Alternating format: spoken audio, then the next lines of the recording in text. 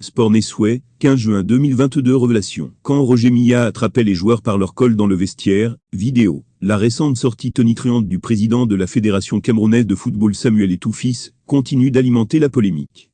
Si certains rouspètent contre une sortie empreinte d'arrogance, de mépris, d'autres par contre louent et subliment une sortie opportune qui aura le mérite de mettre les joueurs devant leurs responsabilités. En séjour au Cameroun, l'ancien lion indomptable Bernard Choutan a été reçu par le journaliste Jean-Bruno Tagne sur Naja TV pour faire le tour de l'actualité sportive et sociopolitique. Pour lui, Samuel Eto'o sait de quoi il parle, et il a parfaitement raison de secouer les joueurs. Il est allé plus loin en faisant une révélation sur l'ambiance dans les vestiaires à leur époque. Il se souvient d'un match contre le Zimbabwe à l'époque, à Yaoundé, alors que Roger Milla était le directeur technique.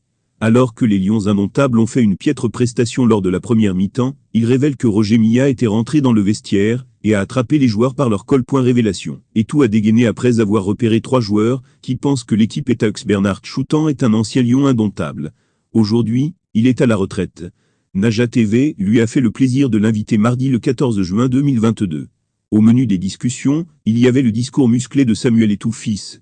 Bernard Choutan estime que c'est une bonne initiative, d'autant plus que le président de la FECAFOOT ne veut plus revivre les mêmes shows que de par le passé, où certains joueurs se croyaient intouchables. Bernard Choutan a été invité par Jean-Bruno Tagne.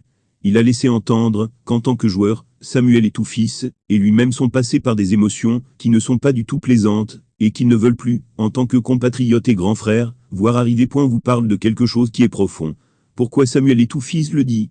C'est parce qu'il sait que ce qui nous a vraiment mis hors jeu en 2010, c'était une affaire de clan.